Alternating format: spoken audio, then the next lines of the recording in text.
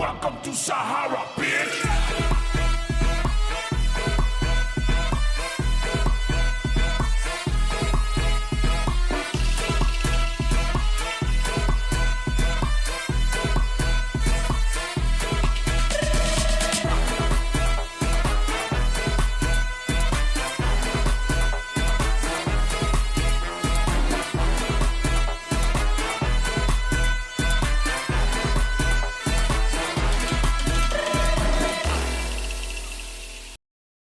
Perekonomian Indonesia di masa demokrasi liberal tahun 1945 sampai 1959 terdampak oleh perang, menyebabkan kerusakan prasarana ekonomi, blokade laut oleh Belanda sejak November 1946, menghentikan ekonomi ekspor impor, agresi Belanda 1 tahun 1947 dan 2 tahun 1948 adalah tindakan militer Belanda.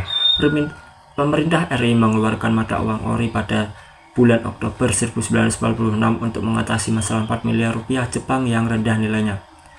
Mata uang rupiah Jepang kemudian diganti dengan nilai tukar 100 rupiah Jepang, sama dengan 1 ori. Pengeluaran besar untuk tentara saat agresi Belanda dan perang gerilya di Indonesia. Suroso 1994 menyebut masalah pergantian kabinet akibat politik domestik pada tahun 1991 sampai 1959. Defisit APBN meningkat, dicetak uang baru, produksi turun 60% pada tahun 1952 dan 80% pada tahun 1953 dibandingkan dengan tahun 1938. Jumlah uang beredar meningkat dari 18,9 miliar pada tahun 1957 menjadi 29,9 miliar pada tahun 1958. Dengan inflasi 50% karena kedagangan dengan Belanda. Selanjutnya, saya akan memaparkan materi tentang masa ekonomi Pancasila atau Orde Baru pada tahun 1966 sampai 1998. Sejarah kehidupan ekonomi pada masa Orde Baru pada tahun 1966 sampai 1998 bermula dan berakhir dengan krisis. Ada beberapa kebijakan perekonomian negara yang diterapkan Soeharto, seperti Repelita, Trilogi Pembangunan, hingga 8 jalur pemerataan ekonomi. Sejak Soeharto berhasil mengendalikan kekuasaan tertinggi dan rezim Orde Baru mulai terbentuk, yang menjadi misi utamanya adalah memulihkan ekonomi dan membangun negara lewat program jangka pendek serta jangka panjang, yaitu stabilisasi dan rehabilitasi ekonomi. Program yang dinamai Rencana Pembangunan 5 Tahun atau Repelita, program yang kemudian berjalan sepanjang 5 periode. Adapun program Repelita adalah sebagai berikut. Repelita yang pertama pada tahun 1969 sampai 1973 berfokus pada rehabilitasi prasarana penting sekaligus pengembangan iklim usaha dan investasi.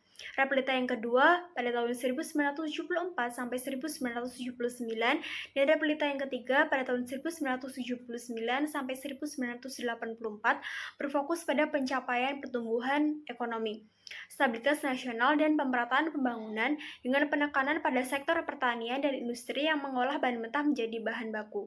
Repelita yang keempat pada tahun 1984 sampai 1989 dan repelita yang kelima pada tahun 1989 sampai 1994 yaitu mempertahankan capaian sebelumnya dan mulai bergerak pada sektor industri terkhusus yang menghasilkan barang ekspor, industri yang menyerap tenaga kerja, industri pengolahan. Oke, baik, selanjutnya itu periode kemerdekaan masa demokrasi liberal pada tahun 1945 sampai 1959. Selama periode tahun 49 sampai 56, struktur ekonomi Indonesia masih peninggalan zaman kolonialisasi, sektor formal atau modern, seperti pertimbangan, distribusi, transport, bank, dan pertanian komersil, yang memiliki kontribusi lebih besar daripada sektor formal atau tradisional terhadap output nasional, didominasi oleh perusahaan-perusahaan asing yang kebanyakan berorientasi ekspor komoditif primer. Oke, masalah yang dihadapi pada tahun 45-50 yaitu rusaknya prasarana ekonomi akibat perang, blokade laut oleh Belanda sejak November 46, sehingga kegiatan ekonomi ekspor impor terhenti. Agresi Belanda 1 tahun 1947 sampai agresi Belanda 2 tahun 1948. Dan masalah yang dihadapi pada tahun 1951 sampai 1959 yaitu selisih bergantinya kabinet karena pergerakan politik dalam negeri Defisit APBN yang terus meningkat yang ditutupi oleh dengan mencetak uang baru, tingkat produksi yang merosot sampai 60% dibandingkan produksi tahun 1938. Adapun rencana dan kebijakan ekonomi pada saat itu yaitu berupa rencana. Oke, selanjutnya yaitu ada kegiatan ekonomi memanas atau overhead. Sejak 1990, ekspansi kegiatan ekonomi selama tahun-tahun dari tahun 1989 sampai 1991 ada sangkut pautnya dengan kebijakan deregulasi pemerintah yang sudah dimulai dilaksanakan secara bertahap sejak tahun 1983. Yang pertama yaitu ada masalah-masalah yang dihadapi di dalamnya, yaitu terdapat dua indikator. Yang pertama yaitu indikator ekspansi ekonomi, yang kedua yaitu indikator ekspansi moneter. Yang kedua, rencana dan kebijaksanaan pemerintah. Kebijaksanaan uang ketat atau TMP, tight money policy, untuk mendinginkan kondisi ekonomi yang terlalu panas dilakukan kebijaksanaan fiskal dan moneter atau perbankan. Yang selanjutnya itu kegiatan ekonomi Indonesia overload sejak tahun 1996. Pertumbuhan jumlah uang beredar, meningkatnya inflasi, investasi, kredit bank, dan kuatnya arus modal luar negeri, terutama yang bersumber dari hutang swasta luar negeri serta defisit transaksi perjalanannya yang semakin membengkak, menunjukkan bahwa kegiatan ekonomi Indonesia berlangsung melampaui daya dukung atau kemampuan yang ada. Yang pertama yaitu masalah-masalah yang dihadapi, dan yang kedua yaitu adanya rencana dan kebijaksanaan pemerintah. Selanjutnya pada tahun 1997 menjadi krisis moneter bagi bangsa Indonesia. Hal tersebut disebabkan oleh beberapa faktor. Yang pertama ada faktor internal, di mana penyebab krisis Indonesia adalah fundamental makro, yaitu pertumbuhan ekonomi, pendapatan nasional, tingkat inflasi, jumlah uang yang beredar, jumlah pengangguran, jumlah investasi, keseimbangan neraca pembayaran, cadangan devisa, dan tingkat suku bunga. Selain itu juga ada faktor eksternal, contohnya dari negara Jepang dan Eropa Barat mengalami kelesuan pertumbuhan ekonomi sejak awal dekade 90-an dan tingkat suku bunga sangat rendah. Daya saing Indonesia di Asia yang lemah, sedangkan nilai tukar rupiah terhadap dolar Amerika Serikat terlalu kuat.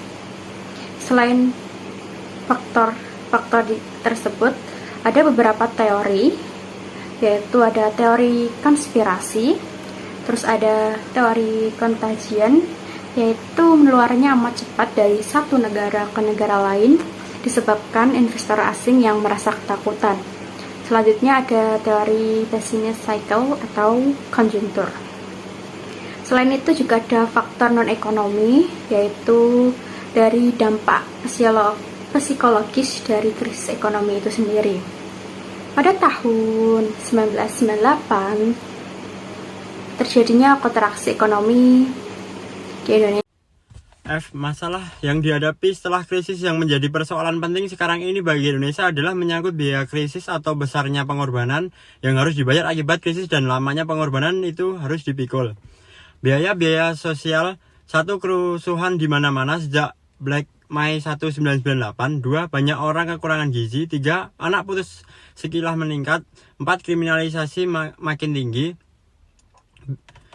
Biaya ekonomi, 1, pendapatan per kapita anjlok secara drastis, 2, laju pertumbuhan PDB menjadi negatif, 3, jumlah pengangguran dan kemiskinan meningkat, 4, bencana kelaparan ini. Buku perekonomian Indonesia, G, rencana program pemulihan ekonomi, 1, rencana menurut Menteri Negara Perencanaan Pembangunan atau Kepala Bappenas Budiono, pemerintah telah menetapkan tahapan strategis.